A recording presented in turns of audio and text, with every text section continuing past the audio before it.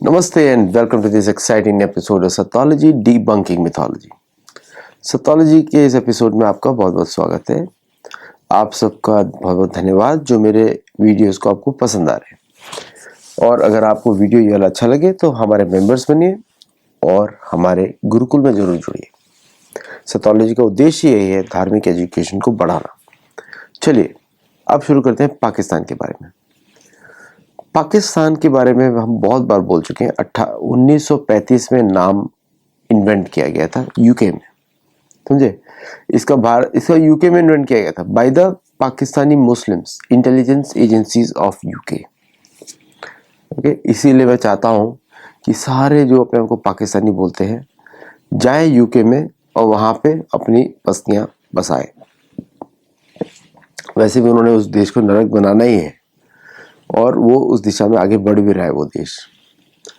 और आज पाकिस्तान की वजह से यूएस ने भी यूके को छोड़ दिया है और उन्होंने सबक सीखा है पाकिस्तान से कि अब यूएस में दूसरे पाकिस्तान नहीं बनने देंगे। अमेरिकन ने भी सबक सीख लिया। दुनिया के जितने भी टेरर इंसिडेंट हैं उन सब का ओरिजिन या कोई ना कोई कनेक्शन पाकिस्तान से होता ही है, चाहे उसको आप इग्नोर कर दें, कुछ भी कर लें, उधर होता ही है। अब तुर्कमेनिस्तान में मीटिंग होती है। तुर्कमेनिस्तान में मीटिंग में वहाँ का जो प्रधानमंत्री है, अब आप सबको अगर पुतिन के बारे में मालूम हो, पुतिन जो है कभी भी समय पर नहीं आते किसी भी मीटिंग में। ओके, ये पुतिन का रिकॉर्ड है। कुछ मीटिंग्स में समय पर आते हैं जहाँ पे इम्पोर्टेंट होती है, जैसे कि भारतीय ऑफिशियल्स के साथ मीटिंग या भारतीय प्रधानमंत्री के साथ मीटिंग, चीन के प्रधानमंत्री के साथ, प्रेसिडेंट के साथ मीटिंग, या अमेरिका के कुछ इम्पोर्टेंट राष्ट्रों को छोड़ के वो हमेशा अपने हिसाब से टाइम से चलते हैं। ओके, पुतिन के लिए अर्दोगान भी इम्पोर्टेंट नहीं है। अर्दोगान ने, आपको बताता हूँ क्या हुआ था। टर्की ने नाटो के साथ कोलैबोरेट करके यूक्रेन को रशियन 2 टैंकर्स पे अटैक करने का परमिशन दिया। ओके, इन इलिसिट। जब वो मीटिंग चल रही थी उस समय रशियन ड्रोन ने, मेरा पिछला शो आपने देखा ही होगा, उनके टैंकर को जब वो भर रहा था, मशीनरीज भर रहा था, बैटरी कंपोनेंट्स वो सब भर रहा था जो कि मिलिट्री यूज में होने वाले थे, फ्रॉम यूक्रेन टू टर्की, उसको वहां पर जाके ठोक दिया। ओके, सो अब बख्तियार ड्रोन और ये सब ड्रोन्स के लिए प्रॉब्लम होने वाली है टर्की में। अब टर्की ने पंगा लिया हुआ है भारत से, टर्की ने पंगा लिया हुआ है रशिया से, टर्की ने पंगा लिया हुआ है इजराइल से, टर्की ने पंगा लिया हुआ है ईयू से, टर्की ने पंगा लिया हुआ है आर्मीनिया से, साइप्रस से, टर्की ने पंगा लिया हुआ है ईरान से, फलशिया, और टर्की ने जिन जिन देशों से, टर्की बहुत ही गरीब देश है पहली बात तो। ओके, ये क्या होता है, नेशनल वेल्थ जो होती है सिटीजन्स के लिए यूज नहीं करते हैं, ये अपने लिए यूज करते हैं। Citizens have to fend for themselves. ये एक टर्की का कंट्री है, सबसे घटिया कंट्री है। उसमें बॉलीवुड का आमिर खान का बड़े फैन बन के जाते हैं। टर्किश तुर्कों को भारत में बहुत बार हारा है। अब चलते हैं हम लोग, आप तुर्की इशू को, पुत्र तो हमारे वंशजों में ही आते हैं, तुर्वासु, लेकिन अभी इस समय में हम उनको असुर ही मानेंगे इस समय में। ओके, उनका कोई वंशज नहीं देखे क्योंकि ये रेस ही बदल चुकी है। जो वहाँ के एक्चुअल जो हमारे रियाती महाराज और वो सब साम्राज्य में आते हैं वो तुर्की वहाँ के शमन लोग हैं जो कि पूजा करते हैं महाकाल की, और उनको बोला जाता है टेंग्रिज्म ऐसा बोलते हैं वेस्टर्न लोग। हम लोग बोलते हैं टेंगरी मतलब महाकाल के भक्त, शिव जी के भक्त। वो वहाँ के नेटिव इंडिजिनस शमन पॉपुलेशन है जो पावर में नहीं है। पावर में है यूरोपियन ब्रीड जो कि ग्रीस से गई थी, मतलब आजकल जो ग्रीस एरिया है वहां से गई थी इस्लामिज्म को लेकर। उनको फोर्सिबली कन्वर्ट किया गया था। आज जैसे पाकिस्तान का हालत है वही टर्की का इतिहास है। न उनको अपने बाप दादा के बारे में मालूम, न किसी और के बारे में मालूम, है ना। तो इसलिए आप देखते हैं अर्दोगान ये बड़ा अकड़ू सा घूमता रहता है, लेकिन उसकी बेइज्जती जगह जगह पे होती रहती है। और पुतिन और अर्दोगान की मीटिंग बहुत बार हो चुकी है और दोनों ने एक दूसरे को बहुत सारे सबक सिखा चुके हैं। पहले अर्दोगान पहले टर्की में जाना रशियंस के लिए बड़ा अच्छा हॉलिडे डेस्टिनेशन होता था, क्योंकि जो रशिया के ओलिगार्क्स हैं उनको रशिया से कोई मतलब ही नहीं। रशिया के ओलिगार्क्स से पैसे से मतलब है। और उनका फेवरेट डेस्टिनेशन क्या होता है रशियन ओलिगार्क्स का? Western countries, America. America is the favourite destination, to some extent South America, but America में दे लव अमेरिका। सारी यॉट्स उनके अमेरिकन होती हैं, सारे उनके नौकर अमेरिकन होते हैं। ये रशियन ओलिगार्क्स हैं। मैं आपको थोड़ा ज़्यादा बता दिया पॉइंट से हटके। तो रशियन प्रेसिडेंट और अर्दोगान की मीटिंग जब हो रही थी तब रशिया ने अटैक किया ऑन टर्किश टैंकर। तो वो लोग लंबे समय तक बात कर रहे थे, 40 मिनट तक। और ये इनका जो टाइम था शहबाज शरीफ का, वो 10-40 मिनट तक वेट करते रहे। और पता नहीं फिर क्या हुआ, उठे, पता नहीं क्या। आपको पाकिस्तानी के बारे में दूसरे चैनल ज़्यादा अच्छा बताएंगे, मेरे से ज़्यादा अच्छा बताएंगे, क्योंकि मेरा वो काम नहीं उनके बारे में रिसर्च करना। उनको ख़राब लगा और वो बार्जिन कर जाते हैं मीटिंग में। ओके, अब पुतिन मुस्कुरा रहे हैं, बोलते व्हाट इज दिस मैन। पहले तो सिक्योरिटी गार्ड ने रोका, फिर से शहबाज शरीफ को अंदर आने दिया। जब उसको बोला कि ये प्राइम मिनिस्टर ऑफ पाकिस्तान है, आने दिया। और दोनों अर्दोगान और एक ही सोफे पे जाके बैठ गए। और उनके बाजू में तुर्कमेनिस्तान के प्रेसिडेंट भी थे। तीनों को पसंद नहीं आया ये जोकर वहां पहुंच गया, एक्सेप्ट अर्दोगान। तो आप देखेंगे शहबाज शरीफ एक तरफ बैठे हुए और बाकी लोग एक सोफे पे बैठे हुए। और इंटरनेशनल मीटिंग्स में मतलब आप शिष्टाचार कर सकते हैं, अगर कोई पर्सनल मीटिंग हो तो चाहिए खाइए, लेकिन वहाँ पे लोग खाने के लिए तो नहीं आ रहे हैं। These are head of the states. तो इशारा कर रहे हैं, जो seen the gesture.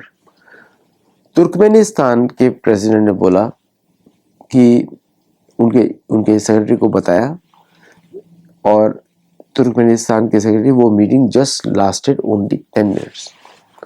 Turkmenistan, Russia और अर्दोगान में एक ही डिस्कशन होता है, वो होता है रशिया बोलता है don't interfere in Turkmenistan to Erdogan.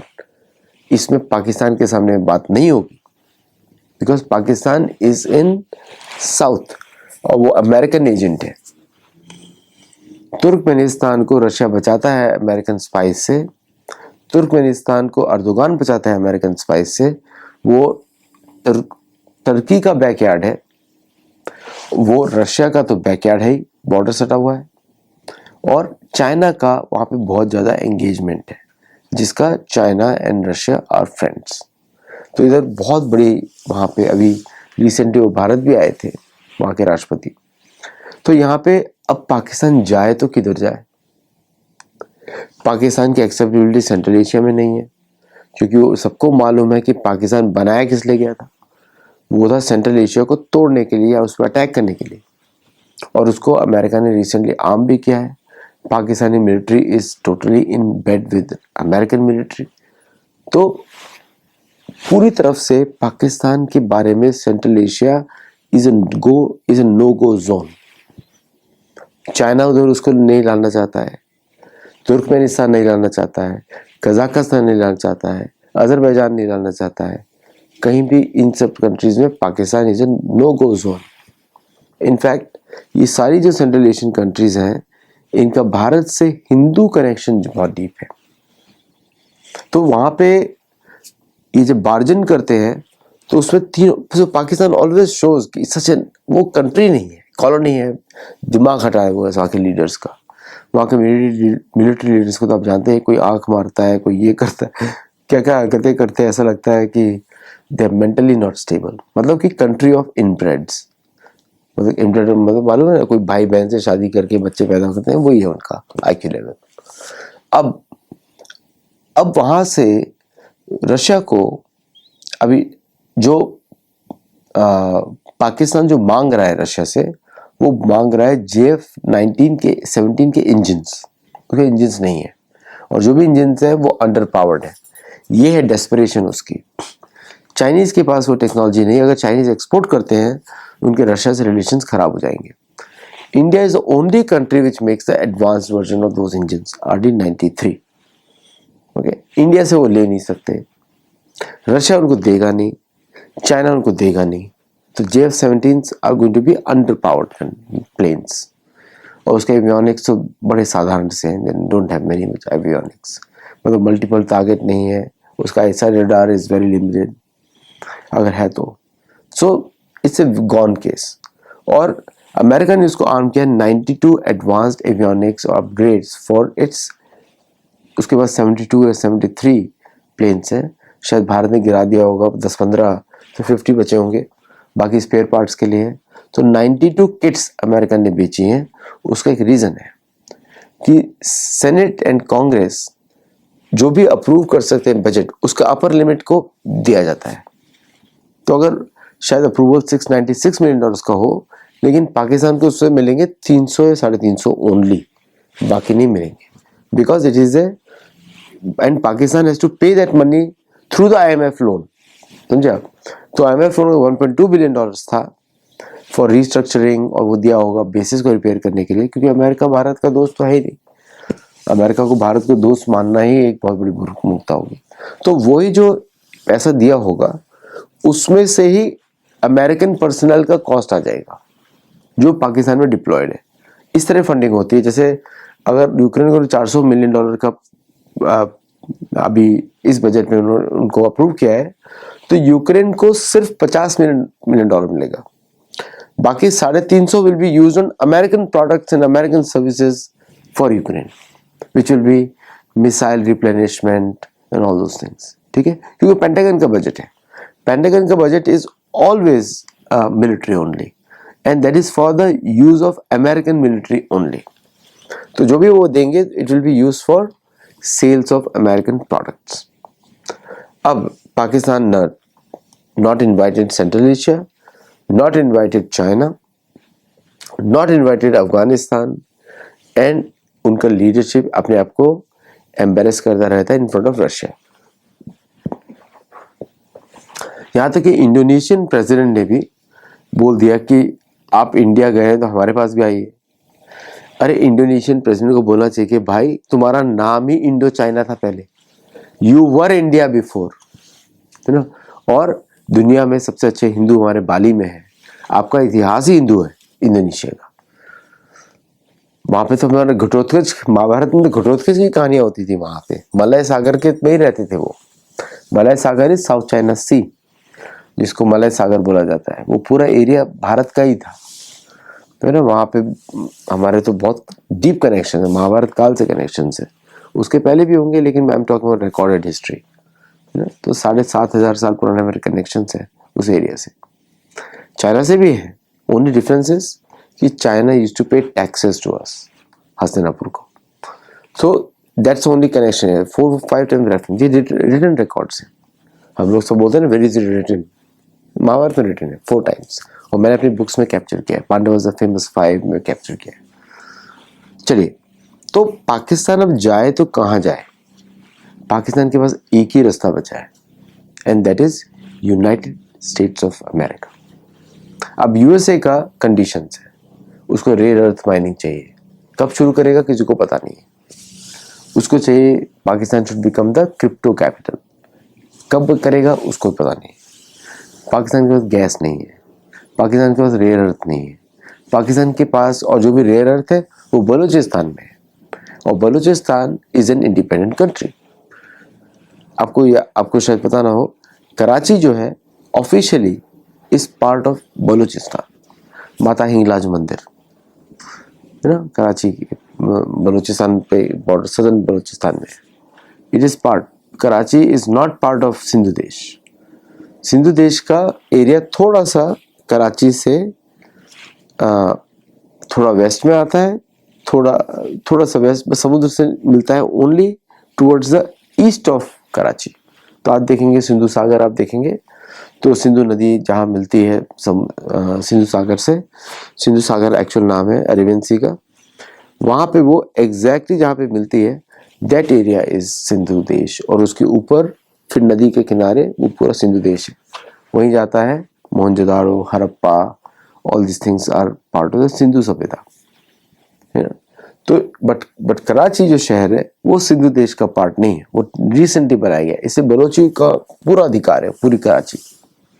तो कराची को इंडिपेंडेंट ही मानना चाहिए, बिकॉज पाकिस्तान नाम का आर्टिफिशियल स्टेट तो लंदन में होना चाहिए, जैसे खालिस्तान बना है वो होना चाहिए कनाडा में। तो Pakistan should be shifted to London and this should be shifted to there.